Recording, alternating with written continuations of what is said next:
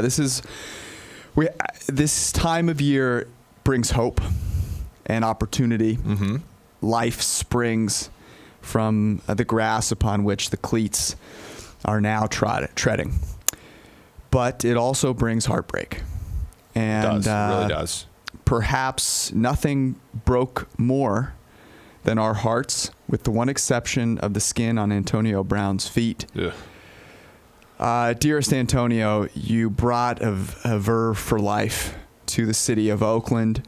You brought hair as colorful as your personality. Some of it located on your face. You single-handedly brought the depth of Derek Carr's target above zero. Up by at least 5 yards. And now, we don't know. We just don't know. Will you have feet with which to run routes?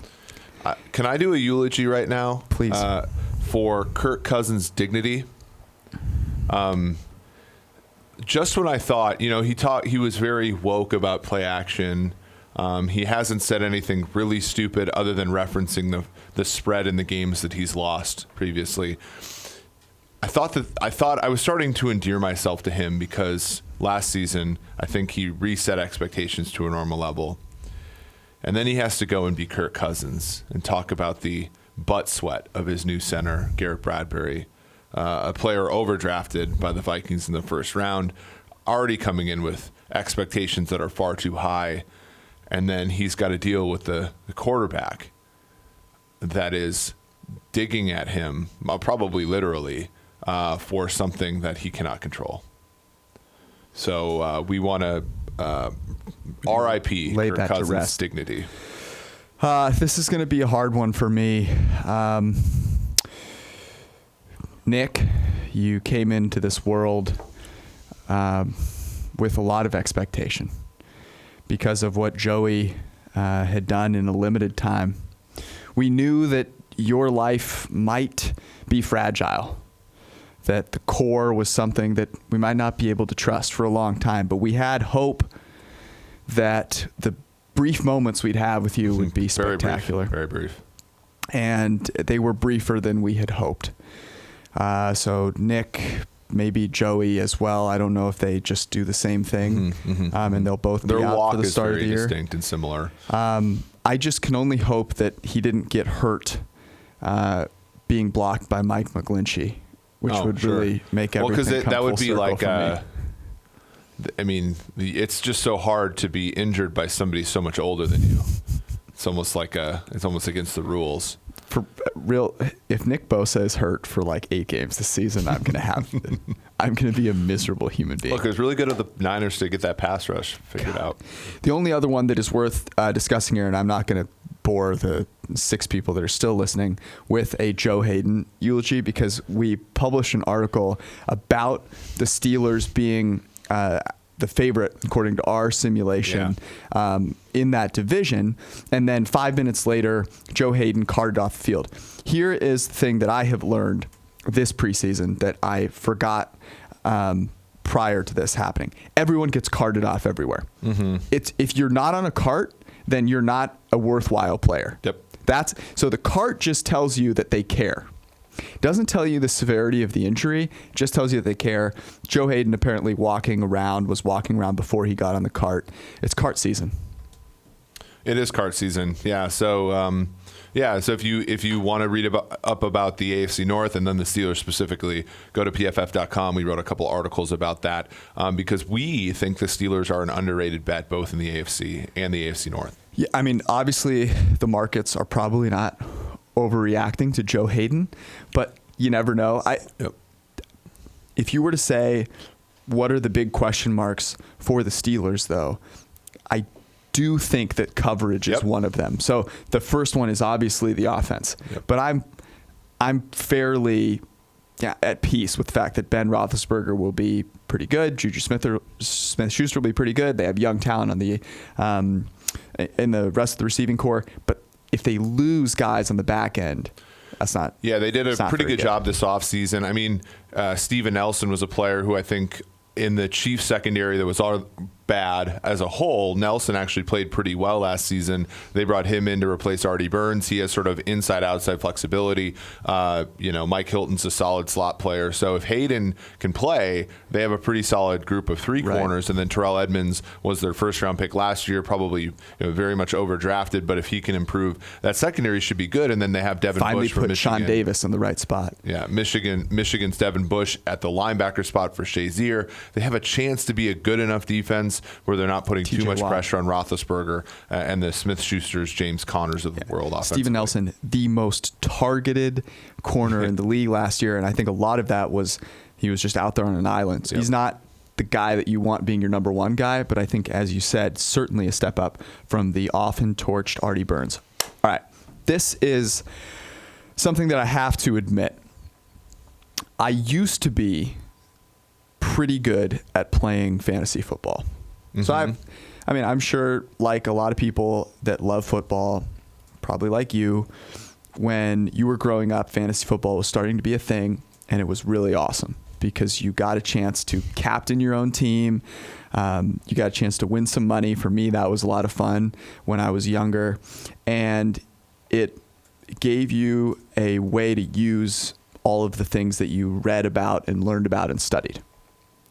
So I used to do a lot of that. Fast forward to now. Now, I don't prep for anything. People ask me more fantasy football questions now than ever before, and and not until now have I been less qualified to answer them, because fantasy football is just different from real football. So that is one of the things that does annoy me to a certain extent. So to make it more realistic, I generally only play in leagues that force you to play two quarterbacks. Yep. I have tried to incentivize my fellow league members to devalue rushing attempts. Yep. and value the things that are actually valuable in the NFL. But still, there are a lot of differences. Mm-hmm. And so I want you... It changes the way you watch the game. It really does. Yeah. But it makes it accessible to a lot of people. Yep. And so that is an important thing. But I haven't done any studying yet. And you have graciously taken your talents to the fantasy world to build a projection system for PFF fantasy. So I'm hoping you can help me out.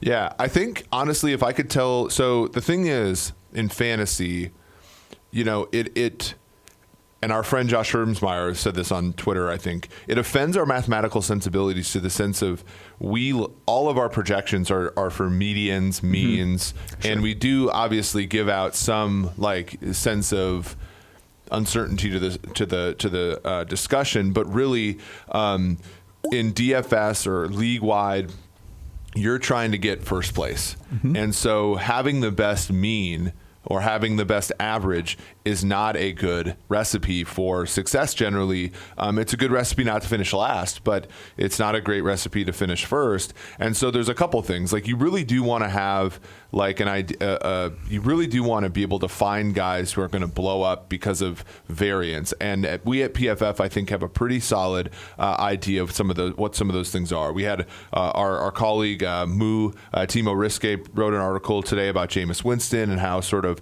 Arians' offense is going to provide him to sort of, an opportunity to sort of leverage some of his high variance. Got to check that article out. But awesome. And the other thing is just looking at certain things like what is stable, what is unstable, right? Mm-hmm. So you look at a guy like David Johnson. 2 years ago, he was the hottest player in the league, right? And then 2 years of being a running back sort of shows that it's not as valuable necessarily when an offense is bad around you. They change their offense, maybe he gets a little bit more targets. But I think the key thing is to look at, it's underrated. It's to look at when you're drafting, you have to know how good the team is going to be. So if you're trying to draft a bunch of great players who play for poor teams, you're going to get game scripts that are just not advantageous, right? So if you take, for example, Le'Veon Bell on the Jets, there is a really good chance that the Jets are not good because Darnold doesn't respond to his second year that well, and Bell is simply not getting the touches in advantageous situations that are going to allow for him to get you a lot of fantasy points. It's almost the opposite at receiver, right? Tampa Bay, for example, even though they might improve, they're going to be behind a lot. So guys like Mike Evans, O.J. Howard, those types of players are going to get opportunities to shine. And so for me, if I had to give somebody advice, it would be You're very giving much me advice right now. It would be very much to look at the season-long win totals for the teams. Okay. And think to yourself, okay, what teams are going to be good? What teams are going to be bad? Okay, so what I've taken away from this is high variance guys can win me a league. That's what I want. Mm-hmm. And team success is probably a better predictor of the situation matters, basically. So think of a player in the context of what I'd expect from his team and not necessarily what I've expected from him in the past.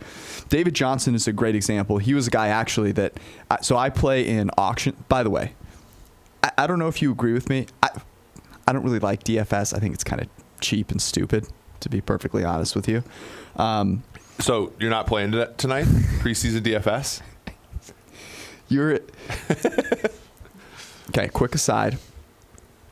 More of a degenerate, someone that bets on the WNBA every night or does preseason DFS? Oh, preseason DFS by a mile. I think so as well. The WNBA can be beat. The WNBA is a legitimate sport where they try and win, where the players that are playing have real talent. Mm-hmm.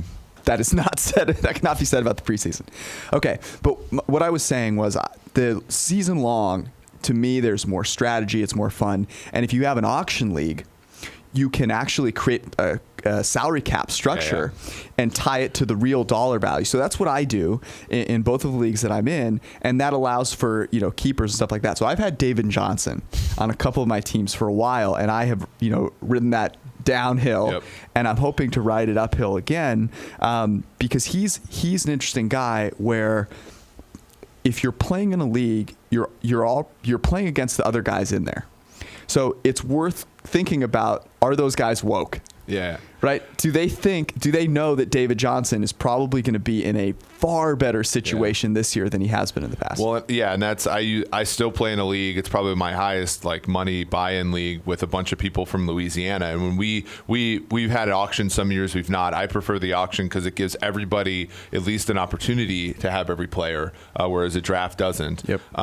But I would offer every single Saints player every single time and get them to bid up, pay $20 for Ted Ginn Jr. because they're just, that type. Jimmy Graham was one. Every single year Jimmy Graham was overdrafted. Every single year he was overbid in the auction. And yeah, you are playing against other people. Let's talk about this for a second because I want to come away with a couple things from this. If I'm playing in an auction league and I have a couple players that I really like, I need to go into the auction knowing how much I'm willing to pay for those guys. Because there are two things that can really screw you over. In an auction, in a draft, you can just auto pick and you're probably not going to be that bad because you have to pick a few guys. But in an auction, you can really have people just screwing up. You have to care. The two things you can screw up are you can save all your money and end up with no one left to actually buy, or you can overspend on a couple players that you really wanted, and then you have no money left over to kind of fill out your lineup. So who are players that you think, okay, maybe they're not going to be, there's some guys that I should be willing to spend a little bit more because the variance, they could win me the league? That's a great question. I would say none of the. So to sort of answer your the first part of that question, there's absolutely no elite players that I would outbid somebody for. Alvin, we've had this discussion, people we work with, people in the industry, I know that Christian McCaffrey's great, right? It's sort of the same thing, but you really don't. Gotta talk. And so for me, I think about, looking at it's sort of low end guys, and this is another example of why I think something like best ball is perfect for a player like you who knows a lot about football but doesn't really want to keep up with the league on a weekly basis. Well, I do. Yeah, but you don't, right? You can't necessarily. Sure. Whereas not from a fantasy perspective. Play draft, you draft your players and it just plays the whole year and you can keep up, but you don't have to worry about setting lineups. But for me, I always find myself drafting certain players, and the one that I think I've mentioned this before is Kiki Kuti. I always draft him in play draft at the end because he's the type of player that like he gets in the games he played with Deshaun Watson, he got like 10 targets in like every game, and volume is king in fantasy football. How good you are is really sort of like a secondary factor. So I'm always buying him at the end of the draft. I'm always buying Jameis at the end of drafts. So that's kind of, I don't think I'd ever overpay for anybody in an auction, but I do think like there are certain players that I feel like in every single league I'm in, I always end up getting because I value them maybe a round ahead of everybody, and they're always there when the time comes. What are your thoughts on running back? Because I find myself recently in the drafts that I've done as I've been at PFF, now that we've sort of studied the value of the run, having a really hard time paying a lot of money for running backs. And my sort of take on it is I'm not going to overspend on a guy because it's just so hard to predict from an injury standpoint, from an offensive standpoint. What is your thought there? Yeah, I mean, even somebody, so take Todd Gurley, for example. Gurley is a great back. He was a great fantasy back last year, but ultimately, like, you're there to win the championship. And when that happened, like, he wasn't healthy down the stretch. And so even though he got you there, you had to scramble at the end. And so even the guys who are like, I think are good players who are going to get a lot of volume, Zeke, for example, if he comes off of holding out, they're good bets, but like after maybe like 2 or 3 of these guys, Barkley being one, Christian McCaffrey being another, I very much like the stock up on guys who I can see being a backup at first and then balling out. Another guy, and I think this like is my bias from like winning a league a bunch of years ago with LaShawn McCoy, who is his first year starting with Philly, is also starters who no one thinks is good. So like Lamar Miller is another one, whereas like he's going to get all the carries in Houston. Houston's a good offense. He's going to get touchdowns, but everybody thinks he's bad, which he probably is as a back. But if I can get him in like the 4th or 5th round, like I don't care if he's actually a good running back. What I care is that Bill O'Brien's going to give him a ball probably too much, and he's going to get the requisite touches and yardage to be a starting caliber fantasy back, even if he's not a starting caliber NFL running back. So maybe somebody like Fournette is in that category, so on and so forth. Don't chase after like the God, this guy's explosive, and the Aaron Joneses of the world, the Dalvin Cooks of the world, those guys I want to ignore because they're going to be overdrafted. It's Sanders in Philly. Yeah, that's it. Yeah. My methodology is always to do basically the same thing, which is to try and get cheap starters and then to pile up on guys who might be the passing down guy or because they're sort of like there's a floor there that I like, or guys that are in a battle. Mm-hmm. So Malcolm Brown, Darrell Henderson, there's a decent chance Todd Gurley is going to miss a few games, and that maybe he's not just explosive enough anymore, and one of those guys ends up being the running back. Yeah, that's a really good point. I want to talk about Christian McCaffrey real quick because have you heard this? No. Okay, so remember how I used to be a big fan of Danny Amendola? Used to have a lot of respect for Danny Amendola because Danny Amendola was dating Miss Universe. Danny Amendola then cheated on Miss Universe with some scrub, was then promptly dumped, and lost his marbles. Had a Instagram and Twitter conniption. It was embarrassing. You hate to see it. So Miss Universe continues being Miss Universe. This is Olivia Culpo, by the way. She was, I think, like Maxim Hot 100 #1 or something. Anyways, Christian McCaffrey goes to Cabo with her. Apparently they're dating, whatever. So great for Christian McCaffrey. So Danny Amendola has a picture that he posts himself on his Instagram with Christian McCaffrey's like ex-girlfriend and her friend at like Lions camp. Now, I just think this is the weakest move on the face of the earth. So Christian McCaffrey didn't post anything, didn't make it public at all. These pictures were like paparazzi photos from a private resort or whatever. And I just think Danny Amendola has gone from the top of the top. I know he's like Brady's guy. I just have no respect for him anymore. Christian McCaffrey soaring.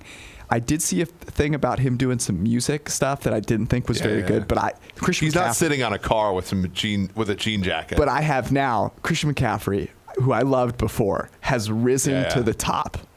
But at the same time, if Cam Newton falls badly on his shoulder, he's not RB1 anymore. Yeah. So it just shows. Yeah, I like that. And interesting thing with Brady, I'm just gonna sort of throw out a hypothesis. Amendola is a Brady guy because Brady kind of likes having friends that are like solidly a tier below him and incapable, right? Because if Amendola was capable of like the Giselle thing, which is like a consistent sort of like actually prominence in that position, right? Then I don't think Brady would feel threatened by him. Brady wants to keep his spot there, like Jimmy G. Okay, so let's close out the fantasy discussion with this. I have a couple of drafts coming up. Just give me some names of guys who, as you've been kind of poring over the projections, have stuck out to you as sleeper might be the wrong word, but guys that you're willing to pay for. Yeah, I mean, obviously Matt Ryan is always somebody, whereas if you're betting on like, for example, like if you're betting on who's going to win the passing yardage title, like guys that I think are underrated are Matt Ryan, because there's a chance that their defense is bad again, and then he's got to throw a lot, right? And that's always a good recipe for success there.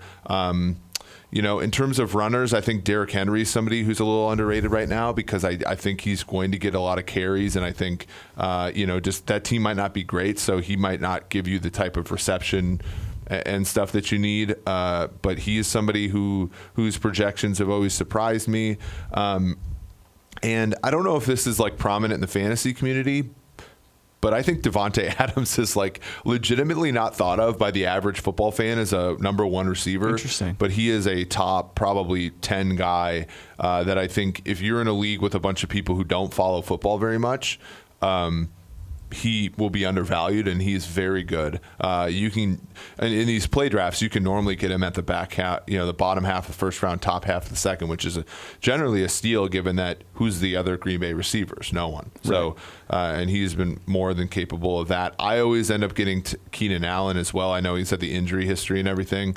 And then lastly, I think Travis Kelce is firmly the number one tight end, in my opinion, only because I think George Kittle is somebody who snuck up on a lot of people last year. I think Zach Ertz is going to be somebody who's going to get a lot of his touches cut into by, they just have too many players on that team. And even though Wentz likes Ertz, I think that he's going to go down a little bit. Kelsey's sort of been that consistent guy every single year. And I think with Watkins and Hill on the outside, he still has plenty of opportunity in the middle of the field with Mahomes. So to me, I think that's, and tight end's really shallow. So if you have to, draft, if your league requires one, you should draft one that's like going to give you that benefit every week. And to me, it's like Kelsey, Kittle, Ertz, and I think Kelsey's boy O.J. Howard though.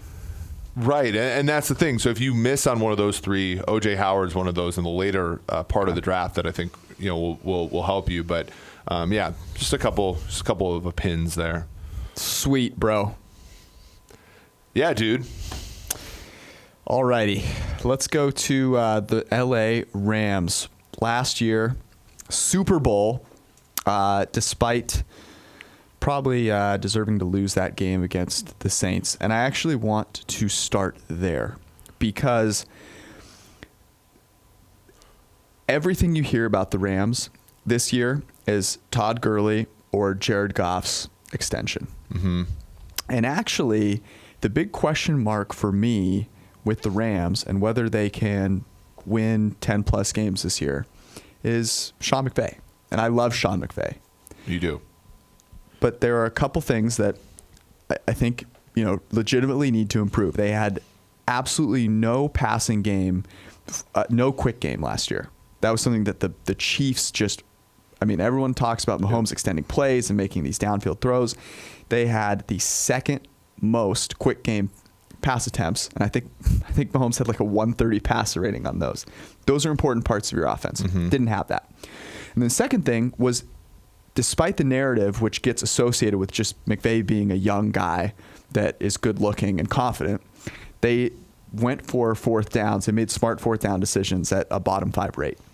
And one that sticks out to me is that game against the Saints. They have that 4th and 1. Yep. They kick the field goal to tie instead of going for the jugular, and it ended up working out for them, so that gets swept under the rug, but it was a false positive, right? It did not work out in a legitimate way, and so the process there was not sound, and for me to see the Rams winning those 10 plus games consistently, they have to be making those plus expected value decisions more frequently. They were sort of spoiled by the fact that their schedule was easy last year. The two teams in the AFC West were not very good. They got the Chargers early before the Chargers were really sort of emerging. The Niners and the Cardinals were both down last season. They had a relatively simple time of it, and they were ahead, and so a lot of these decisions really didn't blow up in their face. The other one was Minnesota, where on that Thursday night they had a 4th and 1, decided to punt it back to the Vikings. Luckily they were ahead and they got a strip sack to sort of win that game. But really, again, if you're in more tenuous 50-50 games and you make those decisions, variance might hit you, and then we're sort of looking at McVay like, hey, what the hell? You're supposed to be this great coach, and you are like an innovator offensively, but you're not, giving your team the best chance to win. So I know he has it in him. We saw in Seattle they ran a 4th and 1 sneak with Goff to end that game. But it's really something that I think will be interesting to look at. Their defense lost a little bit of talent in LaMarcus Joyner, but they got Eric Weddle. They lost Sue, but they got Clay Matthews. I think Clay. One of the interesting things if you're playing IDP leagues is I think Clay Matthews is going to be a guy who maybe doesn't play well but gets a lot of sacks on a defense like that. Kind of some of these pass rushers have an end of career All right, we've reached our IDP max for the year. But anyway, so. But I think defensively, the question is are they going to be able to play as well as they did a season ago near the end? Marcus Peters struggled, but I think finished well. They were really good in the games Keep to Lead played. Well, can they stop the run? They were weak. And they were weak against the run, which weirdly didn't matter last season. So to close out the 4th down conversation, these seem as though they're small margins. And one of the ways that I like to try and explain it to people is, okay, say you have a decision that on average will gain you a 6% better chance of winning. If I put this in terms of your financial future, and I said, hey, would you rather invest in this option, which is going to, get you 6% more than this option? There, it's not hard for you. It's hard in football because it feels like the end of the world and, this one game, this one opportunity. But if you continuously make that decision over time, and it's not, you might have 2 to 3 to 4 of these decisions in each game, you are going to get closer and closer to reaching that average, and 6% is quite a huge margin, which happened to be that margin in that particular 4th and 1 against the Saints. Let's move to the offense though now, because we've actually, on the last podcast, we talked about how, look, we don't want to talk about running backs because it's not worth our time. Speaking of, just really briefly, Houston Texans traded a 4th round pick just now for Duke Johnson. Ooh. A 4th round pick, though. Wow. So now Lamar Miller, how do you feel? Yeah, right. We just blew that theory up. Yeah. But the Rams offense, to me, that trio of wide receivers is as good as there is out there. And I know my answer to this question, but I'm going to ask you this. Which one is the best? Robert Woods, Cooper Kupp, or Brandon Cooks? Robert Woods. Explain. Well, I mean, Robert Woods just does more things. Interesting. So, Robert Woods played in the slot when Cooper Kupp got hurt.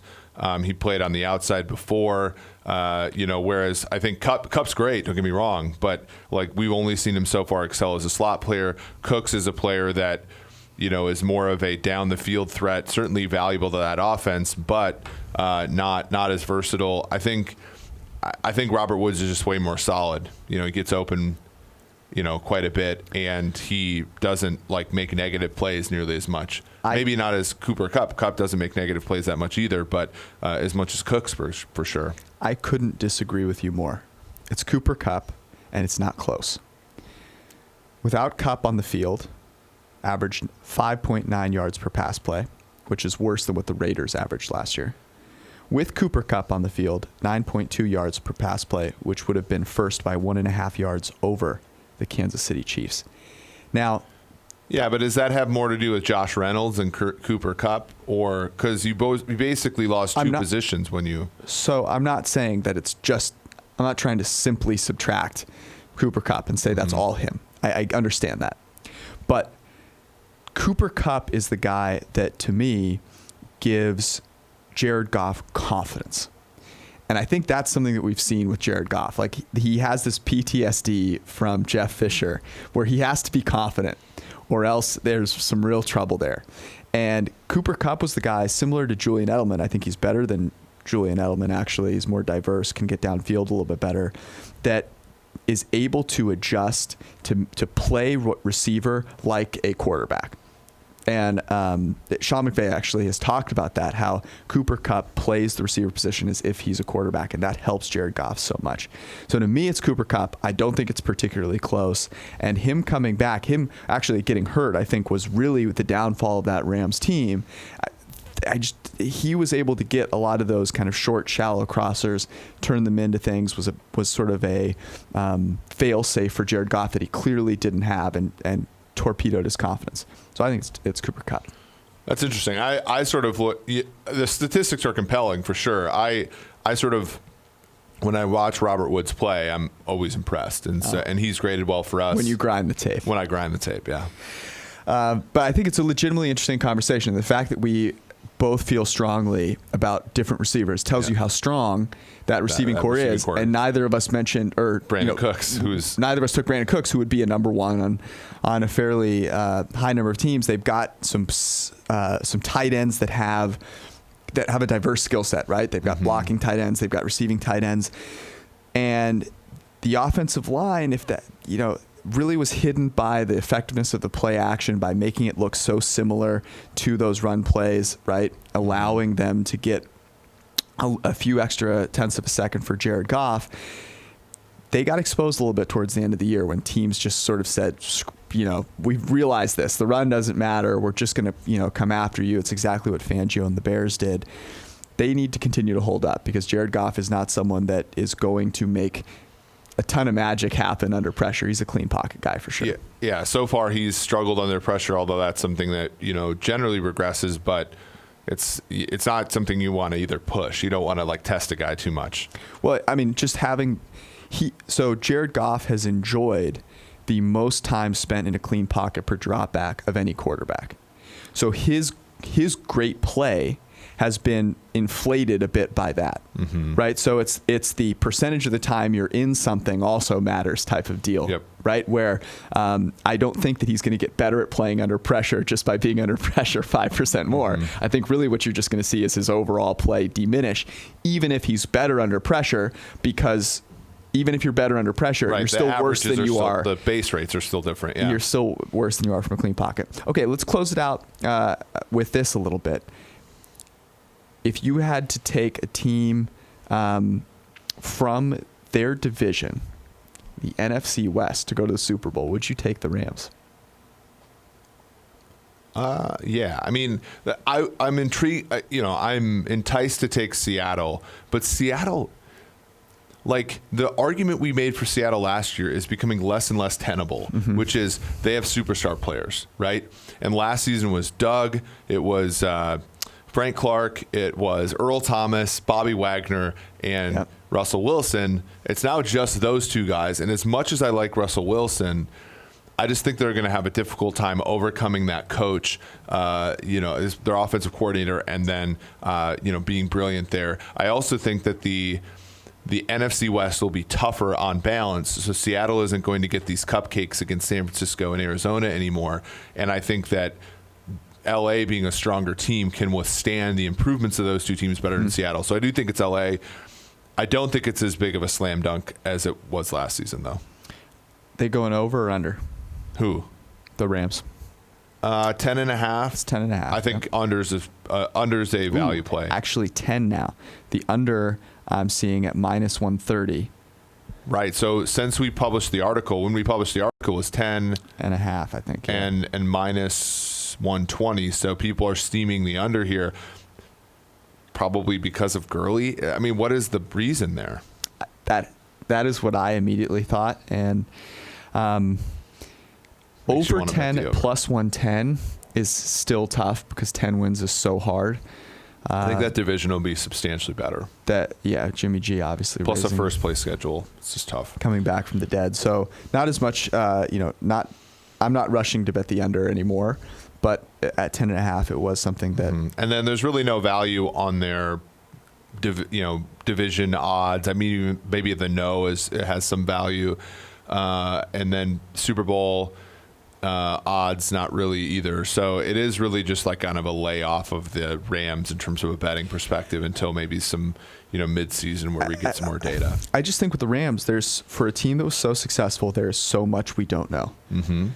Jared Goff's game was very much dependent on the play action, getting guys open downfield. So he wasn't amazingly accurate, but he was accurate enough given the openness of his receivers downfield, and he made some incredible throws. Here's the last question referring to Goff. After this season, his contract extension status is a slam dunk or not a slam dunk? I think it's a slam dunk. Okay. If he does not improve, is it a slam dunk? If he stays the same player he was the first 3 years? Well, you mean this last year, basically. The last year, right. If he runs it back, as he did this last year on balance. So the problem was the way that the games were distributed, he sucked towards the end of the season. Mm-hmm. But I think if he has that same stat line, it's a slam dunk, in my opinion. And now I'm not saying that's what I would do. I'm saying I think that's what will happen. I think that'll be the perception, certainly. I agree that they'll probably sign him, but it would be harder for me if he didn't improve. Plus, if he has Zach as his quarterback coach, how does he not improve? I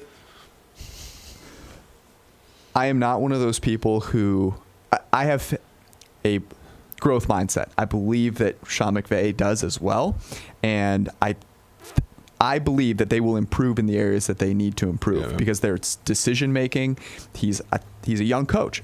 I don't understand why he couldn't add some dimensions to his offense to help that team. And he's not better. like this jerk either, who's not going to take criticism. So yeah, I'm a Sean okay. McVay Let's close the show with stories from the Cincy Y. And unlike most weeks, I'm going to be the one to provide the story. I'm really excited for this. So,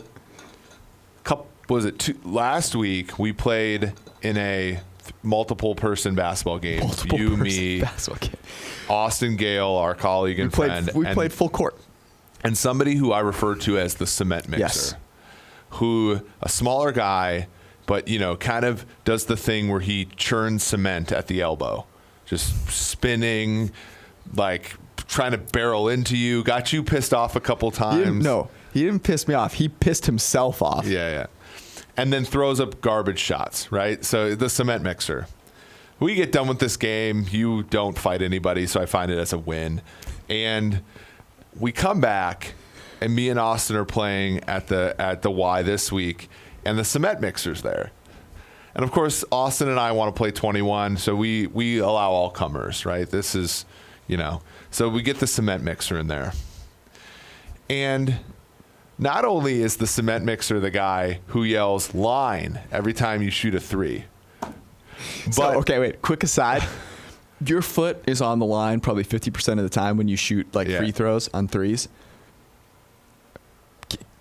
Who cares? I also wear size 14, so who cares, man? So the other thing was, and this is the best, is he closed out on the free throws.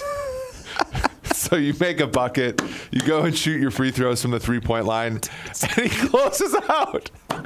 Get a hand up. Is he boxing out? Shot. Oh, he's closing out on the free throws. And I wanted to, and this is where I think you and I differ a little bit. But I step back and shot him for 30 feet now. I was like, I just don't want this smelly ass cement mixer guy to come in and to like box me out on my free throws. But yeah. So I immediately reported to you and said, this is the segment for the forecast at the end. I mean, it's great. It is perfect. I don't think I've ever actually encountered this, and I've played a lot of 21 in my day. Here's how I would have handled it. So you step back to 30. What I would have done is I would have pump faked him first. And then gone in for the buck. Yeah. I mean, I won. I would have thrown a pump fake. Then what I would have done is I would have pump faked, and then I would have thrown it off his like knee, grabbed it, and gone. Because the free throw in 21 is super inefficient. It's a 3-pointer that's worth 1 point. So I try to... The possession's worth more. Possession is worth far more. So I would have tried to exploit that and just laughed in his face. I mean, that's just laughable. Just get off the court. I mean, I was making faces at Gale the whole time because it was like, that's incredible. What the hell is going on here? So yeah, that's the Cincy Y. I think that's a rival story. Probably one of the top ones. That is. I'm not even. I've never seen a cement mixer that wasn't at least my size or bigger. Like normally you put like the left guard and have him play that high post and mix cement. But this guy was like, 5'8", bad, left-handed, terrible. Oh, he's atrocious. Yeah. That's our show this week. If you have fantasy questions, PFF_Eric, you can ask me too. Thanks, dude. Anytime, bro. We'll be back next week. Peace out.